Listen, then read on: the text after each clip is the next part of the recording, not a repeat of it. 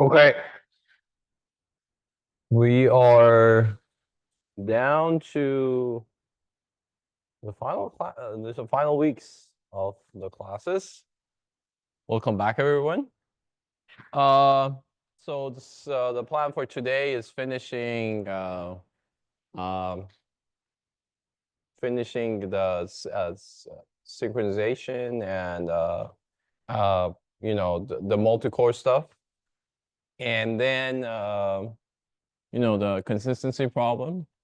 And then we're going to talk a little bit about kind of the last module of the class, which is systems. On Thursday, we're going to do two things. One is we're going to quickly review some of the topics that we talked about, kind of trying to kind of bringing everything back together from the first lecture that we started with that kind of graph and then talking about like what happens next kind of thing. I'll also, if time allows, I'm going to talk a little bit about GPU design and accelerator designs. These are more like newer topics.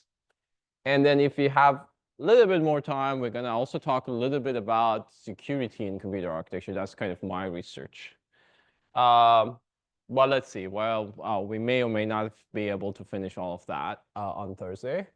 What we're going to say Thursday is not going to be part of the quiz, although I'm going to review things on Thursday. So I think if you want to watch it, it would be helpful to watch it. And there are two more things you need to do. One is the last computer assignment 3, which is about cache coherency. It's actually directly related to your quiz as well. So kind of as you're working on that, you're kind of studying for quiz as well. So it's kind of like two things at the same time. And there's also homework 5, which is about all the things that we've learned after quiz 2, including like virtual memory and consistency and all that. So make sure to do that. It's a good practice again for your quiz. And there is no coherency question on that because you already have your CA, but also always take a look at previous year's samples and quizzes and all to get more information about everything, right? Like the coherency. And then one final piece of trivia is the course evaluation. I think the last time I checked it was like 30-something%, I think 37%. There are two very good reasons for doing the course evaluation. Number one is I read it very carefully and kind of adjust the next offering based on the feedback. So for example, if you think that the workload was too high or it could be better or like the lectures needs to be improved or the homeworks, any comments that you have about any components in the class, put it there. I'm gonna read it and I'm going to think about it and I'm going to apply changes. So that would be helpful for you guys to kind of have a positive impact in the future offerings of the class. Uh, and uh, and then the second thing is, and then also if the things that you liked, also like mention that so that because that helps me to decide which components to keep and which components to get rid of, things like that. So talk about both like positives and negatives. Um, and then it's completely anonymous, right? So you already know, so you can say whatever you want to say.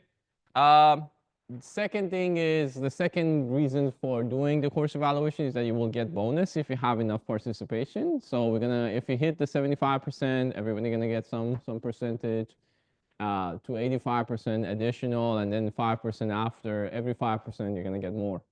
And this is going to be added directly to your average of your quizzes. So it's like a significant value in terms of the bonus points. So I recommend everyone to do it and encourage your friends to do it as well. Okay?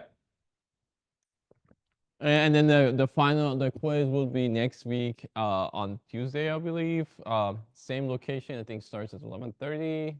It's going to be probably like same as other quizzes in terms of time. So you can anticipate that it finish by 1 o'clock or something. Any questions? Well, before I forget, on Thursday I might be a little bit late. I need to drive to San Diego tonight for proposal meetings tomorrow whole day and a little bit of Thursday morning. I'll try to like leave as soon as possible on Thursday morning. But like, if there's like a heavy traffic, I might be a little bit late. So if you see me not coming to the class, I'll post something on campus fire if I'm late on Thursday morning, but just keep it. We will have a class. We might start a little bit later. All right. So last thing we were discussing was, so remember we talked about the consistency problem and having the race condition. We told you that there are two issues that we need to fix. One is that the processor might reorder things for optimization purposes. For example, the loads can happen before stores. The stores might be out of order and all those things. These are the reasons, these are the things that the CPU does in the out of order execution to improve the performance. On top of that, cores may not be synchronized in the sense that some of them might be slow, some of them might be fast, some of them might be waiting for some data. As a result, they might be slower. And there is some form of what we call a race condition between the cores. So because of these two reasons, we have the consistency problem, which if you run a program, we might end up having different results for different runs. In order to fix the problem, the first thing that we discussed was that we first need to know the memory model, which means that what are the possibilities? What are the ordering possibilities within each core? How the other cores see those ordering and so on and so forth. We talked about sequential consistency and TSO and release consistency and weak memory order model, which exists in RISC-V. So once you know that memory model, then you start actually kind of fixing the race condition, right?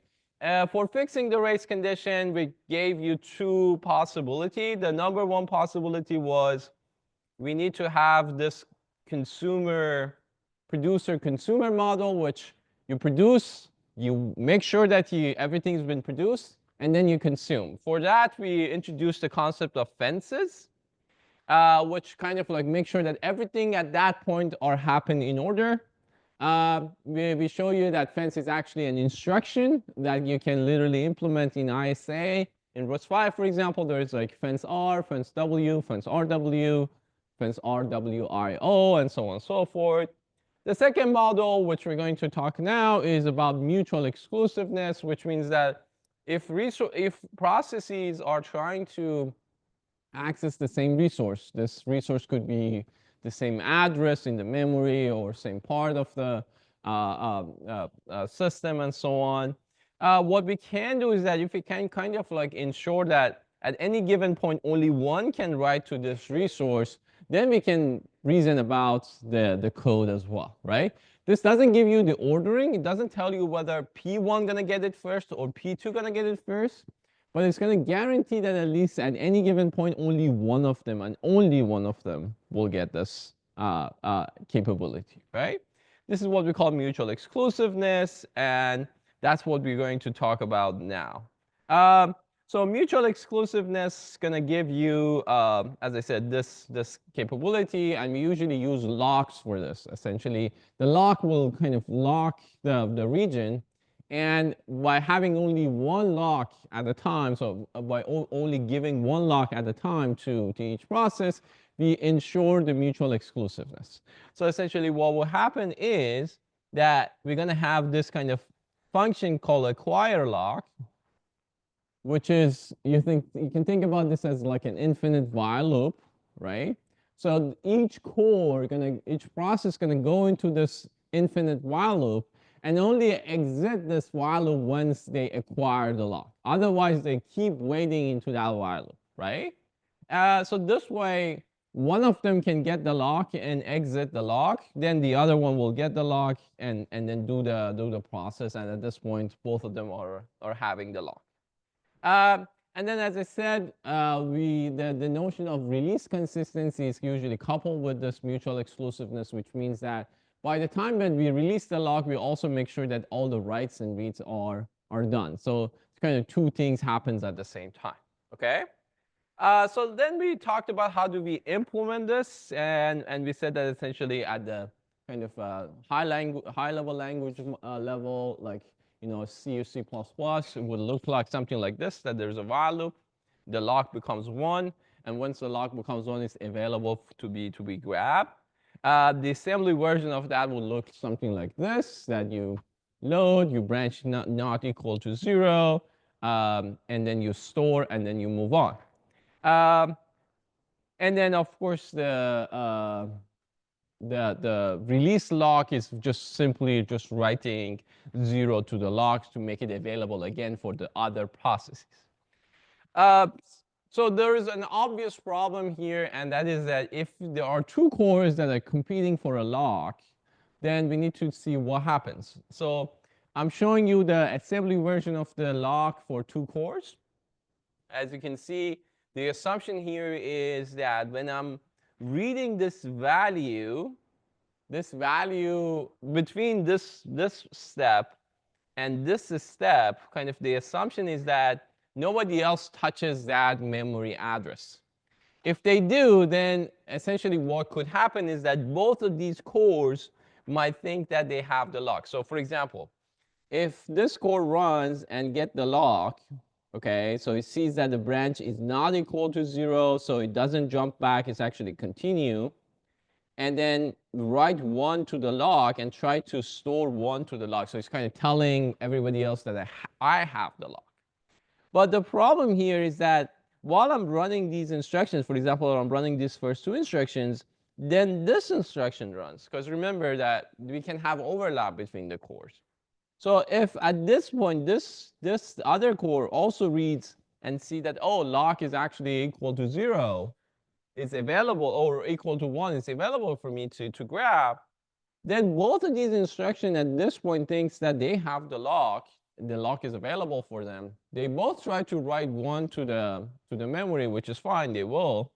But the problem here is that at this point, at the end of this loop, both of these cores thinks that they have the lock. And remember, the whole purpose of mutual exclusiveness was ensuring only one and one only of these cores has the lock, okay?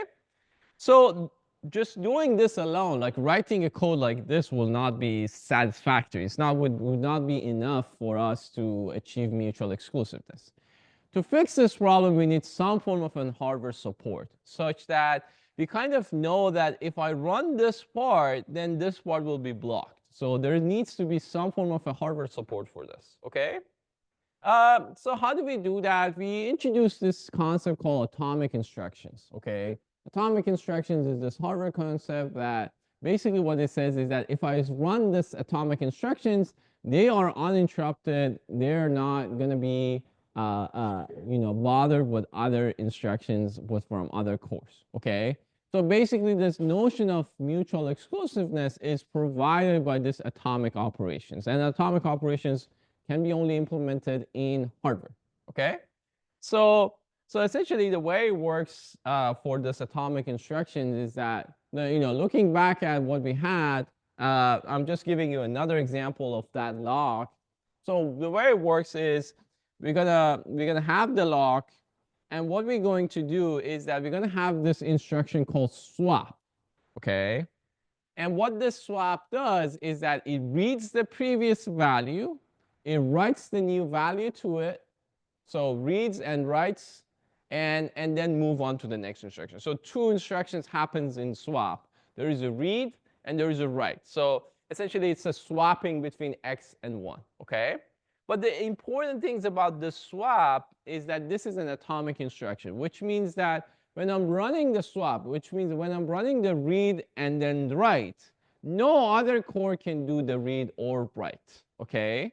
This is, again, think about this as like when I'm actually issuing the memory request, no other memory request can be handled at that time, okay?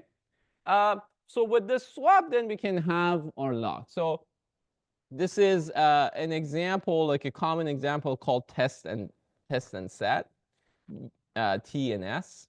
What test and set is basically is test, which means that it checks the lock and it sets the lock if the lock is available. Okay, so it does two things. So as you can see, it gets this value, which is x is in this case is the lock. What it does is that it swaps x with 1, which means that it reads the value of x, the address, and writes 1 to it, writes 1 to it regardless, right? So whether or not the value that it reads is 1 or 0, it will write a 1 to it, Okay? So if lock is already 1, then nothing happens to the lock. Lock is still unavailable. But if lock is 0, it reads 0, so it knows that the value is 0, but then it writes 1 to it, which means that the lock is no longer available.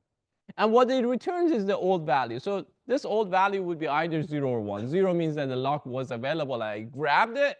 1 means that the lock wasn't available. Okay, so that's why we test and set.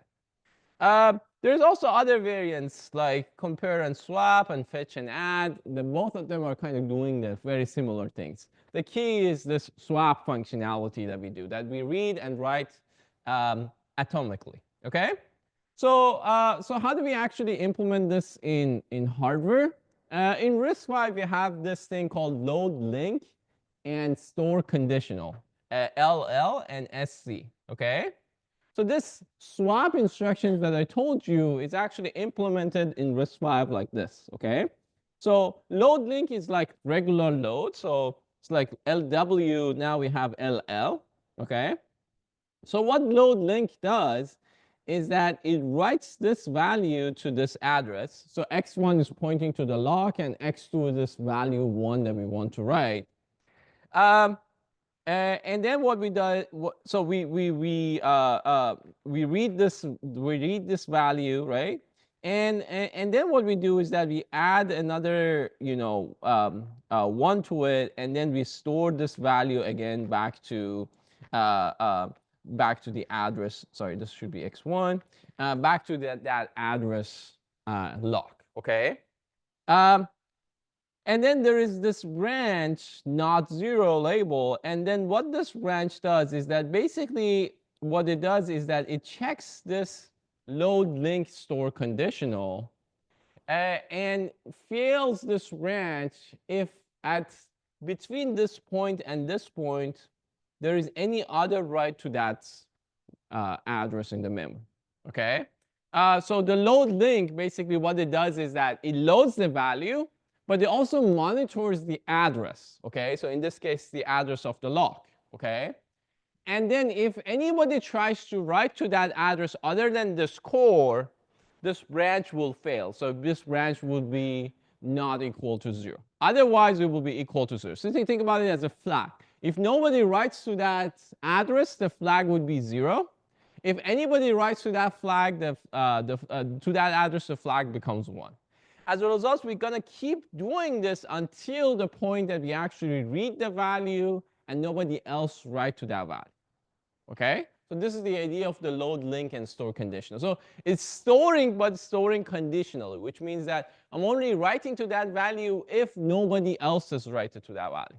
Otherwise, I just keep looping and waiting until there is a window. Excuse me. There is a window that nobody else is writing to that memory address. Does that make sense? Question? Yeah.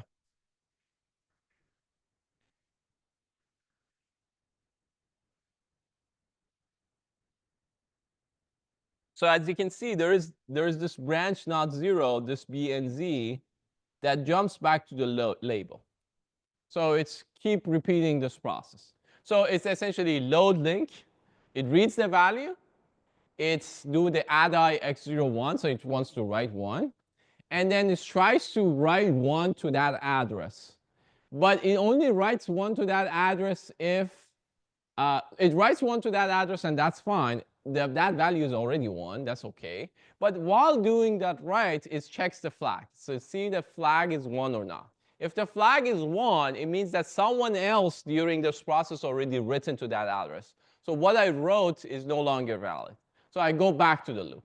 If the flag is 0, then I just exit the loop and then continue. So I grab at this point, I've grabbed the lock and I can continue. And as you can see, not only I grab the lock, but I also write 1 to it. So it means that I disable the lock. So that's very important. So you don't want to just read the lock. You also want to stop everyone else from grabbing the lock. So there are two important things at the same time. Good? Yeah.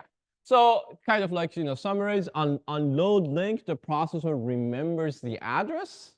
Then it checks for writes by other processor. If the write is detected, then store conditional will fail. And actually, this is very simple to implement using our coherency protocols, right? So if you're in E, then that means that you're the only one who's reading it. If someone else issue an M, then you know that you can invalidate. So store conditional is actually coupled usually with like just reusing the coherency flags to know whether or not this is an exclusive or there's someone else issuing an M. All the store conditional needs to do is checking if anyone issued an M or not, right? So that's really all you need to do to check that. Okay. So essentially, what you need to unload link, you see whether you're in X or M. On store conditional, you will see that if you're still on the same state. If you're not in the same state, means that someone else tries to write, and you need to invalidate your results. Okay. Any questions here? Great. All right, so as I said, we want to implement locks. For lock, we need atomic operations. For atomic operations, we need some form of a swapping, which we read the data, we don't allow anyone else to write, and then we write the lock to make the lock unavailable again, and then move on. In order to implement that, we use a special instruction called load link and store conditional. This is for RISC-V. For other ISAs, there are different things. But typically for RISC-V, since that's what we are learning in this class, this is what we usually do. And as I said, we typically combine this with like a weak memory model such as release consistency. So while we release the lock, we also make sure that every other write has been done. So you can think about this as that we add a fence to our load link and store conditional. So while we are doing the store conditional, we also add a fence, and that makes sure that everything has been in order at that point. Okay. So there are a bunch of optimizations for locks. I'm not gonna go through a lot of them, but like I'm gonna just give you one, and then I'm gonna just give you some other ideas, and then you can take a look at them. So as I said, there's this idea of getting a lock is test and set, right? So we test the value and we set it and we move forward. The problem with test and set is that if there is other cores that are trying to also read that value, there are lots of these tests that you're sending, right? So there's so many unnecessary tests and sets if someone else already grabbed the lock and you are kind of spin locking, right? So you're kind of like keep sending while the other core is doing things, okay?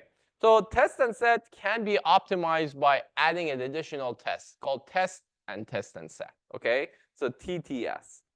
So the idea of test and set is that essentially you first read the current value, okay? If the current value says that this lock is already occupied, it's already been grabbed, there is no need to set it again, right? So you first check. If the check is saying no, then you do test and set. So what's the difference here is that remember that this one is not safe, it's not atomic, which means that you could read a lock and see that, oh, the lock is available. But that's not enough because between here and here, there might be another core that's right at the same time trying to write to the lock. That's why we kind of do the test and set again. So this part is actually atomic, and this part is safe. But we first do the first test and then do another test and set, okay? And the difference between this test and this test is that this test, second one is atomic, but the first one is not atomic, okay? So basically here, two things can happen. If I read and see the lock is not available, then I just move on. I don't need to do this. As you can see, if the value is equal to 0, it means that the lock is already occupied. I need to just come down and sleep and wait and then redo this process. So all I need to do is basically I'm just issuing loads, okay? I'm not doing writes. but if I see that the value is equal to 0, it means that there is an opportunity for me to grab the lock. Then that's where I'm going to do the swap. And then this may fail as well. So it's like could be another core that's also competing. But at least I'm not like issuing a lot of unnecessary writes and not running this atomic load link store conditional all the time. Okay? So this is kind of one optimization, and this is what we're going to do to grab a lock. So we're going to put this test and set into a while loop. As long as this while loop is equal to 0, means that the lock has not been grabbed. Once I leave this and exit this while loop, it means that I've successfully grabbed the lock. Okay? Any questions from test and set?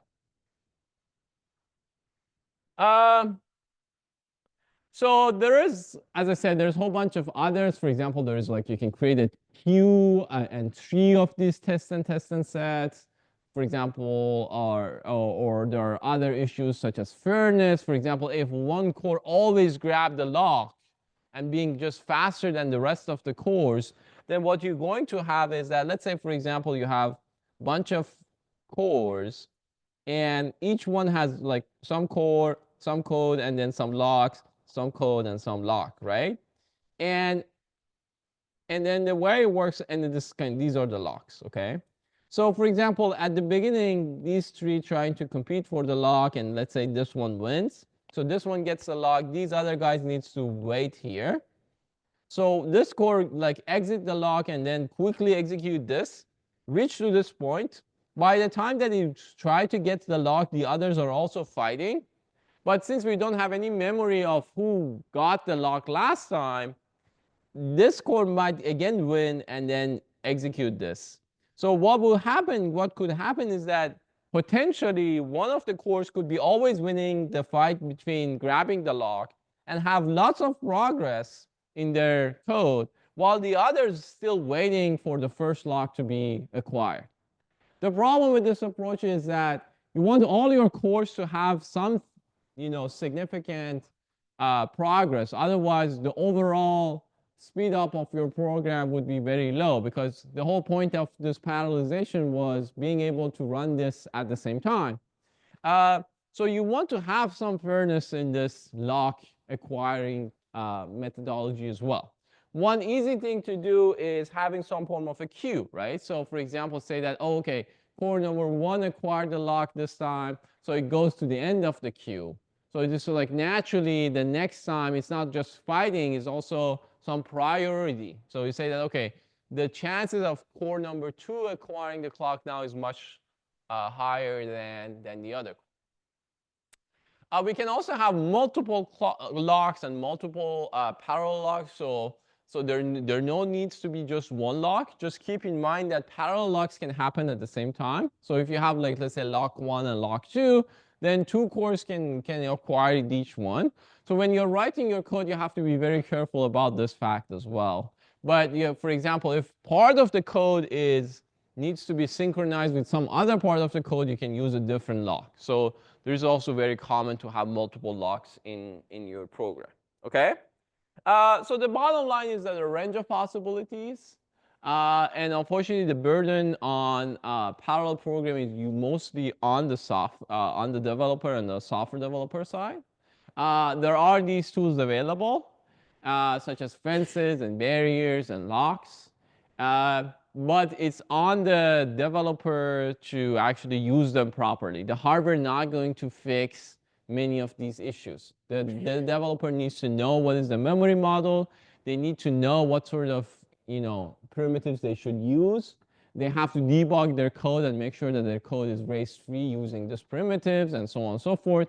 The role of the hardware in this case is more of a support. So it provides these additional capabilities such as fences or providing a store conditional and load link in order to allow the developer to kind of write a race-free program, okay? But it's not like pipelining or forwarding, which basically the underlying microarchitecture fix all the problems, and you don't need to be worried about anything. For parallel programming, the software developer needs to know a lot about this. That's why writing a parallel program is significantly more difficult than writing like a regular program, because you need to also figure all of these things. but it also pays a lot of good money. I have a friend that, no, seriously, yeah.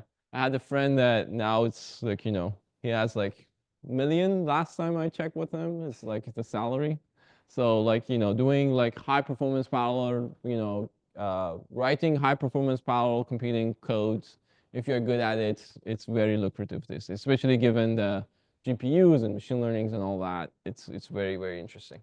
Uh, um, yeah, and as I said, CA3 would be on coherence protocol. That's it with the consistency and coherency. Any questions from these two things? Perfect. All right. Let's pause for like 2 minutes until I load the new. Okay. So the last thing I want to talk about is kind of combining all the components that we've seen in the class together and this kind of a more system level approach.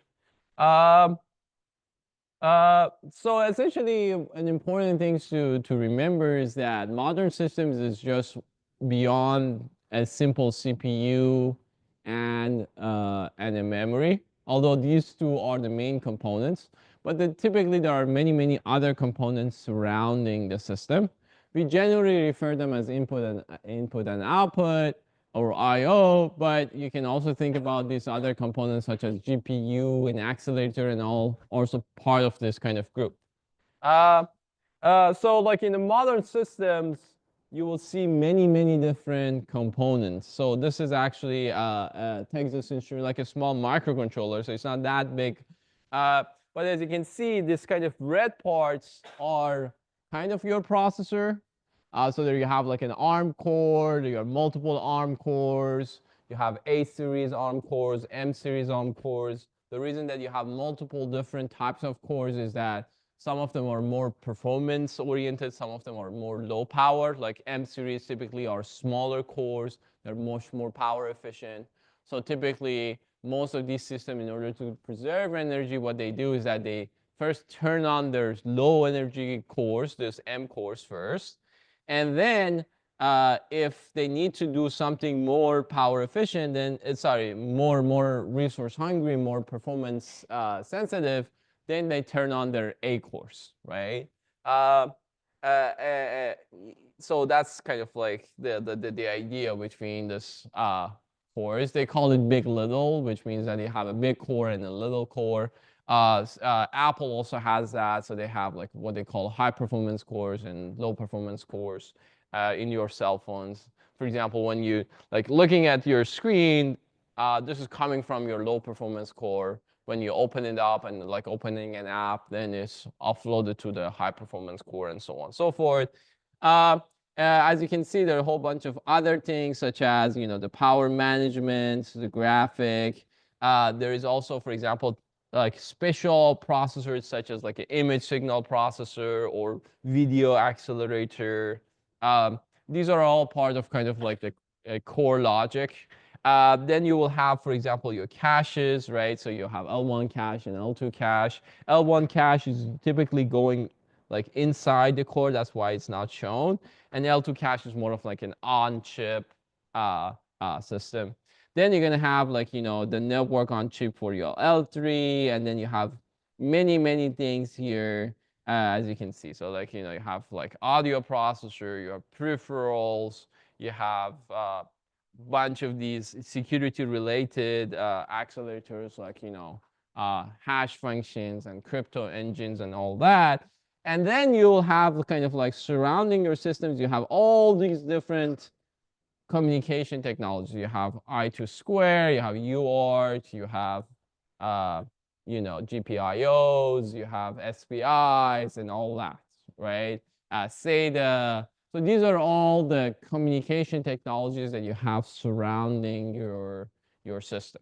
And then these communication technologies then are connected to a bunch of these different other modules that you have. So for example, if you need to have some form of connectivity to the rest of the world. You need like a 3G or 4G modem, a Wi-Fi module, a Bluetooth module, and so on and so forth. So you need to connect this to another module that does that. and the processor basically talks to this module to send and receive data. We're going to talk about how do you actually do that from the CPU to this externals. Yeah, you have like wireless connectivity here. You have your DDR, which for the main memory connectivity here. You have SSD, you have eMMC, you have USB, you have many, many different, communication protocols in order to connect it to various different dongles and components that you might have in your system, depending on your use case, right? Uh, uh, yeah, so kind of this, as you can see, there's a wide variety of things that you can connect your system to. As I said, you typically call them I/O. Important thing about I/O is that depending on the application scenario, your I/Os are different. For example, for an embedded system like this that I'm showing you here, there are many, many I/Os. There are like different modules. But for example, for something like a server, the number of I/Os might be significantly less, right? Because you don't need all these kind of connectivities and all these different things. For example, your embedded system might be connected to lots of different sensors and actuators, but the server necessarily is not connected to all that. But generally, these are the categories that you will see. So you usually have secondary storage, as we talked about, like the disk or a flash. Then we obviously have network. There's various type of networks. You can have Ethernet connection, Wi-Fi connection, Bluetooth connection, LTE connection, Zigbee connection, LoRa connection, and so on and so forth. Then we have the interfaces with human, including your obviously keyboard and mouse, or some touch screen, or some graphics, or audio or video, and so on and so forth. You have, well, these days is less popular, but back in the day it was very popular. It's like printers, different types of printers. Then you have a wide range of sensors. So for example, for devices, as I said, for embedded devices, this is the common thing. For example, for your Apple Watch or for cell phone, you will see a lot of sensors. You have GPS, heart rate, IMU, accelerometer, all these things. And then you might also have some actuators, which is kind of like moving some objects and so on based on the decision that you're making. Things could be valves or brakes, or if you have like an engine or a wheel, and all those things could be also part of the I/O. Okay. So regardless of what is that I/O, we typically follow a specific structure. One common structure that most modern systems follows is this bus structure, which you can think about is that if you have a single CPU, but this could be also multiple CPU, your CPU, of course, is connected to your caches, and from the caches, it's connected to your DRAM. But usually from this cache DRAM connection, we also have the I/O connection, okay? And the I/O connection usually has some form of a controller, which we usually call it an I/O controller or I/O bridge. And then we have a bunch of I/O devices. As I said, these devices could be a mouse or a keyboard or a network and so on and so forth. They're typically connected to a bus. A bus is kind of like a common connection between all of these. And then all of them are kind of connecting to this bus. They're sharing the same connection.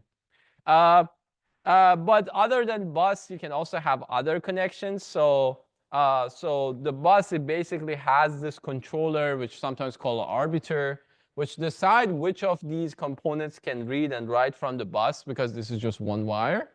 But you can also have other connections. So for example, you can have a crossbar connection, which essentially connects every single node to every other single node, right? You can have some form of a customized connection using, for example, networks on chips or NOCs, where you have some form of a router, and these routers are connected to each other, but then components are connected to only a subset of routers, right? So for example, this component is connected to this router, but then this router is connected to these all these three routers, and from this router, then we can connect it to this node. So all the nodes can talk to each other using some form of a network topology, okay? So this is generally like, then the question is like, how do we decide which topology to use? And there's, of course, different overheads and different trade-offs between them. But as I said, typically we go with like a simple bus connection. in our modern systems because that's the most scalable and low overhead connection that we want to have. Later on, I'm going to show you a little bit more advanced version of this as we go forward. But let's say, we go with any of these, regardless of which topology and how many I/O we have. In order to write things to the I/O to and from I/O from the CPU side, what should we do? There are two options that you can do. Either you are using dedicated channels, okay? So the way that, for example, you write to the cache, you have like actually wires connected directly to the cache, and you have registers inside the CPU that kind of directly communicates with that component, okay? The good thing about this is that you have a dedicated channel, so you can like talk really, really fast. But the overhead of this approach is that if I want to add more and more I/O devices, I need more pins and I need more registers, and that's very, very costly. Okay? The alternative approach, which is commonly used, is what we call a memory mapped I/O or MMIO. The idea of a memory mapped I/O is that you can think about I/O as part of your memory, right? So, for example, if I have one pin that is connected to, I don't know, an LED, what I can do is that I can assign an address to this, okay? And basically what I do is that writing to this address is equivalent of writing to that pin, okay? So memory mapped I/O is very, very simple and very scalable idea because all you need to do is essentially assigning addresses to every single I/O that you have. And all you need from then on is essentially load or store to that address, and that means that you're talking to that I/O, okay? And that's what is commonly used in most of the modern processors. As I said, reading and writing to I/O becomes load and like typical load and stores. There are two additional things that you need to think about, and that is like, do I want to cache this since this is now becomes a regular load? Should I go through the whole process of memory hierarchy for this specific data or not? Typically, we don't cache I/O because I/O is not going to enjoy the same spatial and temporal locality as like regular memories, but it's totally fine to also cache I/Os.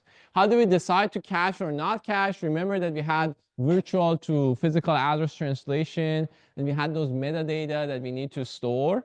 So the idea here is that you can, for example, have a bit that tells you whether or not to cache this, or whether or not this is relevant to regular memory, or this is a memory mapped I/O. So you can have these tricks in order to kind of decide what to cache and what not to cache. The second thing that you can do is that you need address translation, and you need address translation for memory mapped I/O as well. So essentially, again, you will have a TLB for your I/Os, and you need to translate these addresses as well. And then you can also store this in your TLB, and all those tricks that you use for memory, you can do the same for memory mapped I/O as well. Okay? And then you can, of course, share it between the processes, and you can expand it by adding more data and so on and so forth. Typically, adding and removing I/O is part of the operating system's job. If you have like virtual addressing, that's where your driver and installing driver means in this case that you basically tell the processor where those addresses are and what you should do to communicate to them. So that's the main two things that the driver does for an I/O. Okay? Any questions here? Great. So now that we know that how to communicate, how to read and write from the I/O, let's also talk about protocols. So if you have only one pin, then you probably just want to read and just write one or read zero, whatever you want to do. But if you have if you want to send a large amount of data, for example, let's say you have a Wi-Fi module that you need to send and receive data from it, then just sending zeros and ones are not going to be efficient and enough, right? You need to follow some protocol, some communication protocol in order to be able to talk to this device efficiently. For that, we typically go with a standard protocol. So it's not ad hoc protocol that I come up with that I'm going to send you like an 8-bit and then 1 bit of flag and something like that. There are actually tons of these different protocols that people usually use. And there's also technologies that comes with this protocols. The technologies that we typically use for communication are either PCI and IDE, or Ethernet or SATA or PCIe. The difference between them is generally the way that the communication works. So PCI communication is kind of like a normal bus communication is time multiplex. So for example, if you remember that I show you that I have an arbiter here and I have a bunch of these I/O buses, I/O components. If I have SATA, basically what it does is that it's kind of multiplex this communication channel between these components. So for example, say that, okay, the first thing is this one is connected. So for, let's say for 10 milliseconds, I'm gonna allow this device to be talking to the processor. Then I'm going to disconnect this and then connect it to this one, and so on and so forth. So this is kind of like the protocol that you can use. Since this is not like the most efficient way of communicating, especially if you have like a high bandwidth channel, then there are other technologies such as PCIe, PCI Express, which typically has its own dedicated channel between the components. Let me see if I have, yeah. So for example, you can have, instead of just having one bus, you can see that I have multiple buses, okay? So for devices that I really need to communicate so quickly, I will have a dedicated channel. So for example, as you can see here, my GPU has its own channel to the CPU, same as the one that has with the memory. So we call this a memory bus. It's much more bandwidth and much less latency. But then if, let's say, for example, I have a mouse or I have a keyboard, I don't need that much of performance or bandwidth. So I put it in a slower bus in a slower technology. So maybe I use SATA or maybe I use PCI and so on and so forth. I can also have some IOs that needs faster communication, but not as fast as memory and GPU. So that's where I'm going to use faster IO buses, right? PCIe or something like that. So these are different technologies. You don't need to know. If you're interested, you can definitely go and read about the details of each one of these, but generally it's a combination of some actual technology like hardware technology and some protocols that it follows to do that. On top of these communication protocols, so in these communication technologies, there's protocols. So for example, we have UART protocols or SPI protocols or I2 squared protocols and so on and so forth. So these are kind of like telling you how to send and receive data. So for example, one technology tells you that you send 8 bits of data, then maybe 3 bits of flag, then maybe 1 bit of parity, and then you repeat this like 8 times and so on and so forth. In order to send a particular number of bits, you just follow this protocol. The reason for this is that the sender and receiver needs to be synchronized, needs to understand this protocol to move forward. These are kind of like goes beyond the computer architecture topic, so that's why I'm not going to talk about it. But most of you probably have seen this.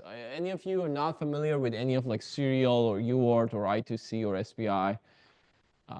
Neither of them. That's good. You're a proper software engineer. But actually, like there is like I think.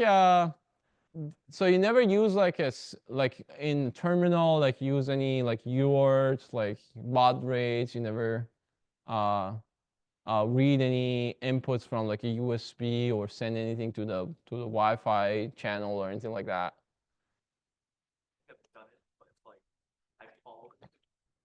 Yeah, of course. Yes. I mean, these are standard protocols, but it's not, if you haven't done it, that's not like you're not missing out anything. But it's like, if you're more into like hardware, software, or firmware development, that's where you see a lot of these things, that you need to communicate with lots of protocols, like, lots of devices, you need to, kind of like gather this data and send this data and so on and so forth. Anyway, yeah, this is more of like if you're like into embedded systems, you're gonna see this. And then one last thing is that you can also have asynchronous communication. So you don't need to like have the same clock. You can have like this buffer-based kind of asynchronous communication between the components as well if you want to. So that's kind of like how we communicate. So like, as I said, so you start with like multiple components, different technologies, how they communicate to each other. Last thing about the communication is there's this thing called DMA. So the idea of DMA is this, that if I want to, let's say, write something to the, from an IO, I want to write something to the memory, okay? Why should I even involve the CPU? Because all of these things that I said is, if, for example, we are using memory mapped IO, every read from the IO needs to be a load, and every write has to be a store. So now think about, for example, you have a Wi-Fi module, okay, that reads a very large file, and you have your CPU here, and you have your memory here, okay? So with memory mapped I/O, the way it works is that if I want to read a large file here, I will issue consecutive loads, right? So I'll issue many loads to read all the lines in this file that I want, okay? But then if I want to store them into the memory, then I need to issue lots of stores. This time it stores to the memory, right? So this loads is from here, this stores to here, okay? But the very obvious optimization here is that if these two guys can talk to each other directly, then the CPU can do whatever they want to do without even being involved. Because if all I need to do is really streaming data from the Wi-Fi to the memory, or reading data from the memory and streaming to the Wi-Fi, why do I even need to involve the processor? In order to fix this issue, we have what we call direct memory access unit, or DMA. What DMA does is basically configure two different IOs, not two different IOs. One has to be memory, but the other could be any IO, and allows the memory to talk directly to this IOs, okay? And this way we can basically then not involve the CPU, and CPU can then save a lot of unnecessary loads and stores, okay? So this is kind of like the idea of DMA. It's commonly used in almost every device. The idea is that, you know, the DMA engine works as a replacement for the CPU by autonomously transferring data to and from the I/O. DMA itself is a memory mapped I/O. And then if the processor wants to talk to the DMA, it's the same as talking to any other I/O device. It reads and writes to those. But the way it works is that usually we store some configuration registers on the DMA side, which essentially this will how we're gonna basically program this DMA, right? So for example, if I have, actually I think I have it here, yeah. So if I have a DMA here so this GPU can write directly to this DRAM, the way it works is that this DMA has a bunch of registers. The very first time, the CPU is going to basically write to these registers to configure this DMA. So this configuration could be, for example, that, oh, read this sequence of addresses from the DRAM, or write to this sequence of addresses. When you're finished, let me know, and things like that, okay? And then after that, then CPUs no longer know what's going on with the DMA. At some point, if DMA is finished or needs some attention, it's gonna, like, you know, wake up the CPU and ask some things. So again, this would be loads and stores with memory mapped I/O. Okay. From then on, then the GPU can talk directly to the DRAM. The DMA you can have also multiple DMAs. For example, let's say you have another I/O device. This one also has a DMA. This, for example, could be your Wi-Fi device. Again, you can configure this DMA to talk directly to the DRAM. In order to ensure security, you can actually have memory regions mapped to each of this. So the configuration basically handles all these virtual addresses, physical addresses, permissions, and all that with using this configuration registers. Okay? Any questions here? Perfect. And as I said, you don't necessarily want to have just a bus connection. You can also have a more sophisticated connection. This is typically what we call a network on chip, or NOC. The NOC and buses can be combined. But for example, let's say I have a network like this, that I have an ARM core, maybe I have another core, a MIPS core, I have the video encoder, I have my SRAM and all that. Typically it works is that we're going to have routers, okay? Routers are these kind of buffers that reads information and schedule it to another router. So it's just like regular router that you have. And then typically we also have a network interface within each component. The network interface basically all it does is that it speaks the language of the router. So again, it would be eventually would be some load and stores, but it's just load and stores would be to particular addresses that the router will understand. Then the routers can route these packets to wherever they want. And then on the receiving side, again, this would be similar to a load, right? So if you want to write to the routers, you will issue a store. If you want to read from the router, you will issue a load, and so on and so forth. This is kind of like how each router would be looking like. So you usually have tons of these buffers. These buffers also usually have some identifiers. And then you have, this virtual channel IDs and allocators. And then you have some form of a crossbar to connect it to the other router. So usually if, for example, let's say if it's like a 4x4, then you have the east, west, north, and south. So for example, in this particular example, like, this would be west, this would be south, this would be north, this would be east. So you get a packet from, for example, let's say this one wants to send something to here. This one sends to the east, this one sends to the south, and then this one consumes that packets and so on and so forth. So this is just like a regular networking problem that you probably have seen in your computer network class, but you can also scale this to massive size if you want to. So if I have these processing elements, PEs, and think about this processing elements as an ARM core, could be a memory, could be a GPU, could be anything here. So you can actually have any sort of arbitrary networks that you want to have in your system by just having these routers connected to each other. Okay? Any questions here? Perfect. So what are the challenges? There are many challenges for network on chips. Of course, the main thing is performance optimizations. You want to have a method that is optimized in terms of communication, because remember, if it slows down, it's like adding delay to your loads or stores, right? So it directly impacts your IPC and the performance of your CPU. So you want this routing to be as fast as possible. You want this routing to be as scalable as possible. In the past, we have only one core or two cores, but these days we have large scale systems, okay? So we have 64 cores, 128 cores, each one sending lots of packets. You have like multiple GPUs and so on and so forth. And then if you're like following news and all, you'll see that like these days there are large scale accelerators. Like, I don't know if you have like, familiar with this very large scale accelerators, but they have thousands of these processing elements now. So there's like tons of these communications, so you need their system to be scalable.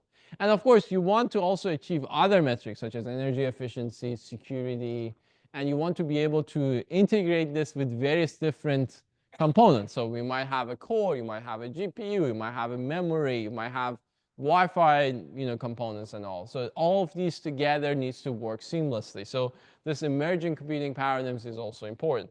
And what are your design ingredients? The topology, as I said, the protocols, the routing logic, the routing design are the main ingredients. So you can change the routing topology from crossbar to bus, from bus to crossbar, and so on and so forth in order to change this. The main thing is that these days is happening is the bandwidth. So if I have bigger bandwidth, I'm going to have a faster system. So like the main thing that NVIDIA and Apple, for example, has and the others don't, is that they have massive bandwidth. So they can actually communicate a lot of messages at the same time while the others are not able to do that, okay? And if, again, if you look into like the new GPU design, the newest, they were like putting two big GPUs and they have like this high bandwidth communication between them. That allows them to be able to achieve larger performance. Okay? And I think one last thing that I want to talk about is interacting with the core. So we talked about, okay, we can read and write, we can do memory mapping, we can have different protocol technology and so on and so forth. What's the best way to notify the processor that something is happening? You probably have seen this in your previous classes, but there's like two common strategies. There's interrupts and there's polling, okay? The interrupt is basically if something happens, then you call the service routine. You usually call it interrupt service routine or ISR. Basically, this is equivalent of calling a function, okay? So as I'm running my program, right? So I'm doing like, PC plus 4, PC plus 4, PC plus 4. At some point, if an interrupt happens, basically what happens is that I stop. I'm going to jump to whatever this ISR is pointing at. So this is the beginning of the ISR. I'm going to run this, and then I'm going to jump back here and continue. So in terms of like the way that the instructions are actually happening in your CPU is that you run your CPU normally. Once an interrupt happens, it basically is jumping, changing the PC to beginning of that service routine. What does that service routine do? Depends on the type of interrupt that you need to handle. Who initiate that interrupt? Depends. It could be the operating system that initiate that interrupt. It could be a hardware that initiate that interrupt, like a pin. It could be many different things. But generally, someone externally creates an interruption to the execution of those. This will create a jump, and that jumps to the part of the memory, instruction memory, that stores what I need to do. And that's what we call instruction service routine, okay? Good thing about the interrupt is that it has no overhead to the processor before it happens. So the processor doesn't need to constantly check whether I need to do anything. It just normally runs the program, and whenever it needs to, it just interrupts it and jumps back. But the problem with this is that if we allow the interrupt to happen at any time, then it could cause lots of issues because we need to flush lots of things. Remember that we had, like if you have a branch, we need to flush things. Like for example, consider like an out of order execution with lots of instruction in your instruction in the reservation station. If an interrupt happens, you need to invalidate all of that, right? So that's a lot of waste of work. Versus if you, for example, if your reservation station is empty or your ROB is empty, maybe that's a good time for you to service an interrupt. So if you can kind of play with the window that you can actually service an interrupt, you can save a lot of performance, okay? And as I said, these two things are kind of like the same thing, is that like there's a large context switch. You need to waste a lot of cycles. You need to invalidate lots of instructions.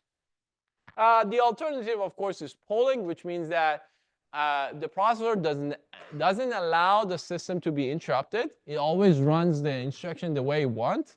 At some point, you're going to intentionally insert some jumps to the service routine.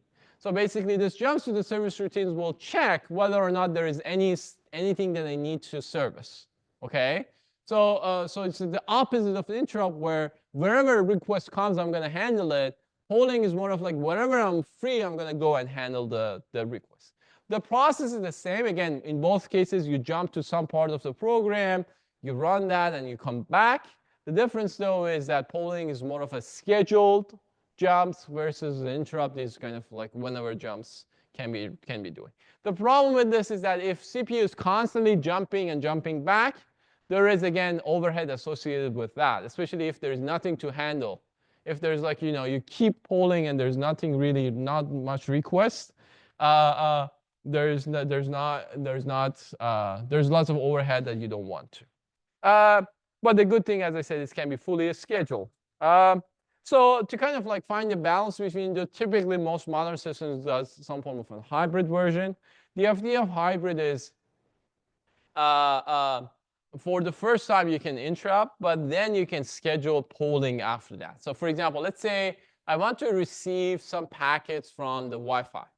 What I would do is that first time, I'm going to allow the Wi-Fi module to interrupt the processor because we don't know when the first packet will come.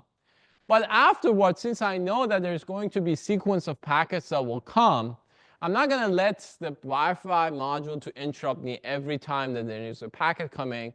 I know that there is like expectation is that, let's say, 200 megabits per second or whatever number that I'm going to expect that this packets will be receiving.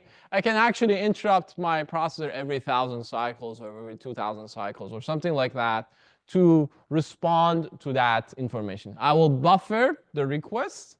So essentially, the way it works is that if this is your Wi-Fi module, this is your CPU, I'm going to buffer these requests, and then I'm going to actually send this request every now and then. So this way, I can make sure that, for example, if there's a misprediction, then that would be a good time for me to go and grab that pooling, because I already need to flush lots of things. Maybe it's a good idea to actually like flush the entire thing and go and grab the data, right? So there are these things that you can do in order to schedule the polling much more efficiently and make the system much, much faster.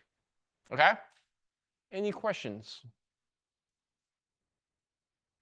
Great.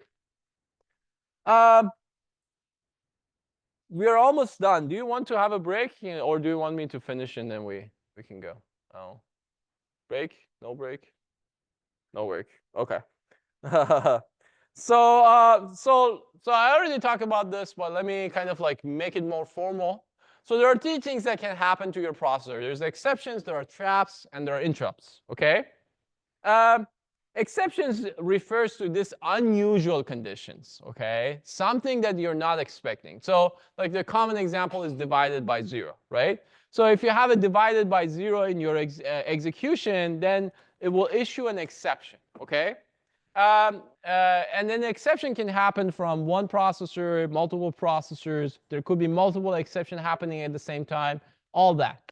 Trap refers to this act of jumping to that address that you need to handle some events. This event could be an interrupt or it could be an exception. So when an exception happens, is that what happens next is that there will be a trap, and this trap will transfer the control from that instruction that it was to the beginning of the exception handler or interrupt handler. Okay? So again, if I have my instruction memory here and my CPU here, okay, and then I'm having my PC here that's kind of pointing to addresses here, and then we're kind of like running instructions here. At some point, if an exception happens, this will result into what we call a trap. That trap is actually force the system to jump to another address, okay? So trap is actually, think about it as a force. So like, remember back in the day, many years ago, that we talked about like data paths and controller. We had like this thing that, we had PC plus 4, and we had the address, and this goes into my PC, right? So what I can do now is that I can also have another address here, and this would be the trap address. And the controller can decide that whether I should get address PC plus 4, so this is the branch address, or the trap. So this way, I'm going to force the system to execute that trap. Okay? So whenever I see, for example, that there is a divide by 0, for example, in my ALU, so if I have my ALU here, if you remember, and then if my, let's say I have another flag called 0 flag, like divide by 0 flag, I send this to the controller. The controller then issue this control signal to trap. Okay? So this way, I'm going to issue a trap. I can have multiple traps. I can have trap for divided by 0. I can have a trap for illegal memory addresses. I can have a trap for anything. Okay? But the easiest way to issue this trap is essentially I can have a multiplexer in the way of the PC, and that means that the next instruction that's going to execute is the beginning of that trap service routine. Okay? So this way, I'm going to actually do run this trap. So you're going to force the processor to run whatever instruction that I want. Yes? The question is, where are these trap addresses stored? So typically, we have like a small memory address that stores this vector. So this is usually what we call interrupt vector table. Okay? And this is an internal memory that exists either part of the instruction memory or it's actually stored inside the CPU. Usually what we do is trap, in order to make this scalable, we have what we call a trampoline function, okay? So this trap always jumps to the beginning of this vector table. So think about this vector table stores in your instruction memory, okay? So I have my instruction memory. I reserve the, let's say, the first 100 lines to my interrupt vector table, okay? The trap always going to jump at the beginning of this address to address 000, okay? Then what I'm going to do is that in this vector table, I'm going to store pointers to some functions, okay? So let's say, for example, there is this function. This is ISR number 2. This ISR number 2 is the service routine number 2 that, for example, if divide by 0 happens, I need to jump to that, okay? So what I do is that when I'm jumping here, I'm also having an offset that is equal to 2. So then what happens is that I basically jumps to address equal to 2, okay? From here, I have stored the beginning of this address. So I jump here and then jump here. That's why it's a trampoline. So you jump to the beginning of the trap. You have the offset of the error that you're seeing. So for example, divided by 0, let's say divide by 0 is code 2 or code 3 or code 4. These are just assumptions that you can have. From there, then you jump to the beginning of that function. So this is basically an array of function pointers, okay? So you always jump to the beginning. You have the offset. Now you have the pointer. You jump to that address, and then you run that address. Does that make sense? And then part of this can be handled by the operating system. Part of it can be handled generally by the CPU. All the CPU needs to do is essentially making sure that this traps, like changing the PC to the trap address. And as I said, we don't usually just do trap. We also do trap plus some offset, okay? And this offset is the one that decides where exactly do we need to jump to. So we jump to trap plus offset. From them, we jump to the address that is pointing in that memory address, okay?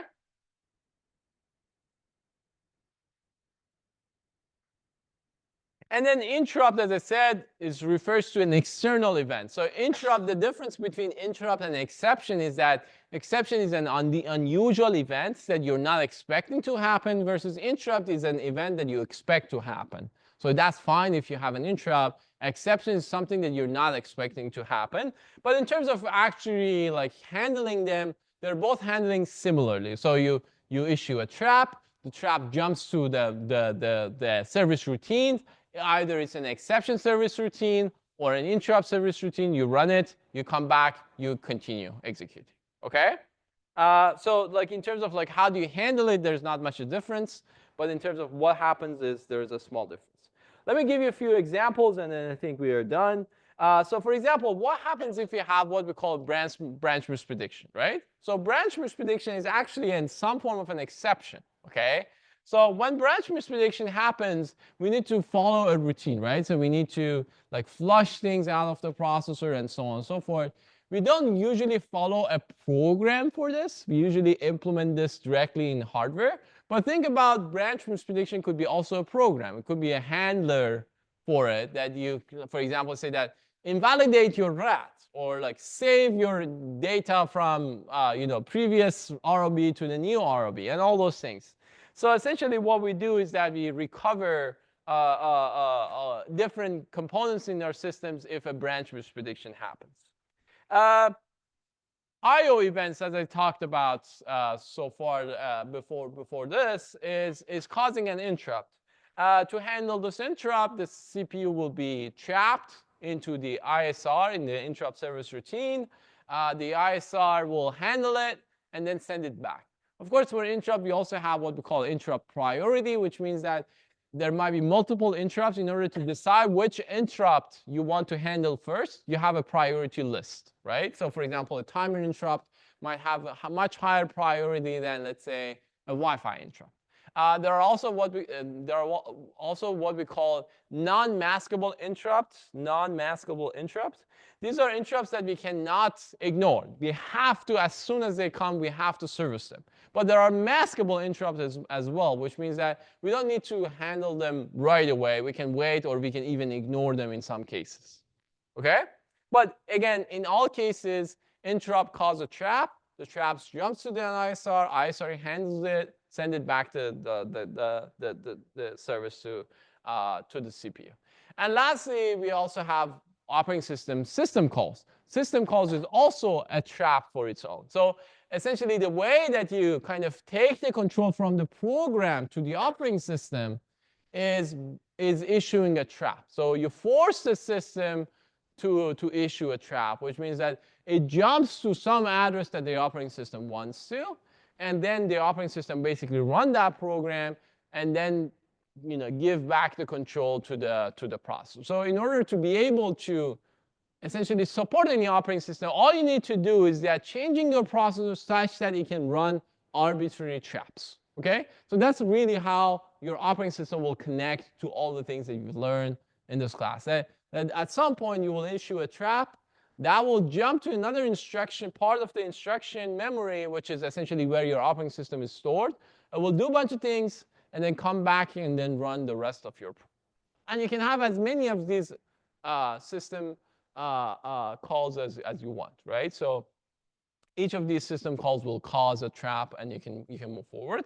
But again, similar to any other jumps, it has overhead. It has a context switching overhead because you need to kind of, you might have misprediction, you need to invalidate, and all those things. So system calls cause performance issues in your system, but it's unavoidable. You need to have system calls in many cases in your system. Okay?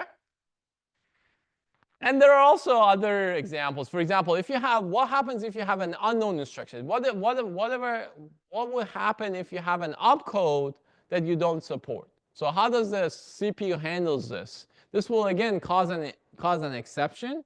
That exception can, for example, do something like, oh, go back and start from the beginning, or skip like 4 instructions and run the next instructions. There could be multiple things that you can do. Another thing that could happen is that what if, for example, my memory fails, like don't respond? What should I do? Again, this will cause an exception, and that exception will be handled. Like, all those things that you've seen, like, the blue screen or your system resets and all of that. These are all results of an exception. So an exception happens. The action for that exception is, I don't know, restarting your system or showing a blue screen or whatever, like shutting down the system. Like, for example, if your system gets really, really hot, there is a temperature sensor that cause an interrupt. That interrupts will cause an exception. That exception will be handled, and your process will be immediately shut down. Okay, so there are all of these things that can happen. Overflow is another example, and so on. So underflow, overflow, all of these are examples of these exceptions. Any questions? Yeah. Yes, they're all jumps to someplace. But again, different codes. So for example, if the temperature is rising, this is a separate exception than, I don't know, like, there is a divided by 0. Good? So this is another example of a full system, Just to kind of like, now that we learn all these things. So again, as you can see, there's like a system with multiple cores. There's L1 cache, L2 cache. There's GPU, there's codec, video interface. Then you have your interconnect. This one is AXI interconnect. This is again similar to PCI or PCIe. Then you have a bunch of these other things. So you have your DMA, you have your audio, you have your DRAM, you have your flash controller, you have your GPIO, you have your UART, you have your SPI, so on and so forth. And then each of these and then connected to other things. So for example, you have an Bluetooth, you have a Wi-Fi module, you have a 3D 4G module, you have a GPS module, and so on and so forth. Internally, each one of these, as you can see, might have other CPUs. So as you can see, for example, your Wi-Fi module itself has a CPU. Sorry. Yeah, it has a CPU itself, which basically receives some controllers. So this CPU within your Wi-Fi talks to this actual CPU within your core, and they talk to each other. Essentially, what they do is issuing load and stores to send and receive data, and that's how you communicate with the outside world. And all of that is basically following the ISA that we talked about, following the software, hardware kind of design that we talked about. Okay? Any final questions? Yeah.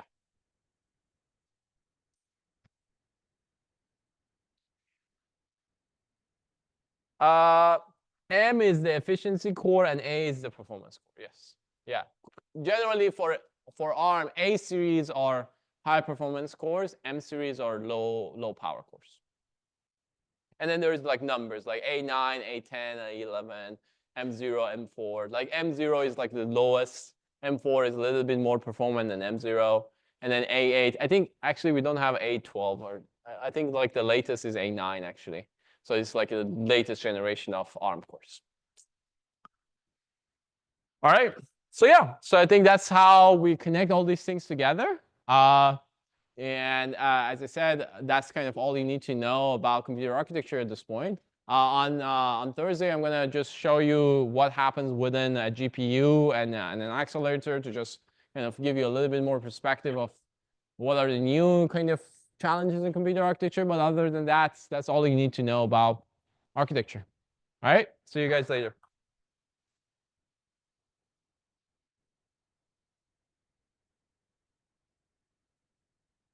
Got one more class though.